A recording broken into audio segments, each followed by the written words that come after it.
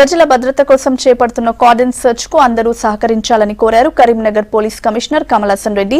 కిసాన్ నగర్ లో 200 మంది పోలీసులతో నిర్వహించిన కార్డన్ సెర్చ్ లో ఆయన పాల్గొన్నారు. సరైన పత్రాలు లేని 35 బైకులు, కార్, ట్రాక్టర్, 2 ఆటోలను స్వాధీనం చేసుకున్నారు. ఓ అనుమానితుడిని కూడా పోలీసులు అదుపులోకి తీసుకున్నారు. అనుమానిత వ్యక్తుల సమాచారాన్ని పోలీసులకు అందించాలన్నారు. సీసీ కెమెరాల ఏర్పాటుతో నేరాలను నియంత్రించొచ్చని సిపి కమలాసన్ రెడ్డి కోరారు.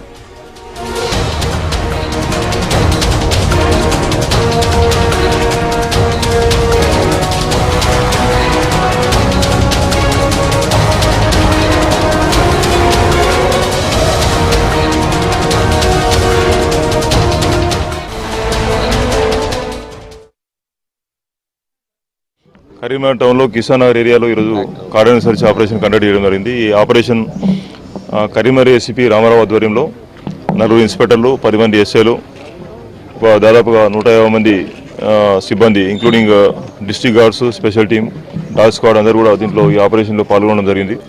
ఈ ఆపరేషన్లో 35 2 వీలర్స్, ఒక ట్రాక్టరు, 2 ఆటోలు, ఒక కారు సీజ్ చేయడం జరిగింది. వీటికి సంబంధించినటువంటి డాక్యుమెంట్స్ వాళ్ళు చూపించలేకపోయినారు.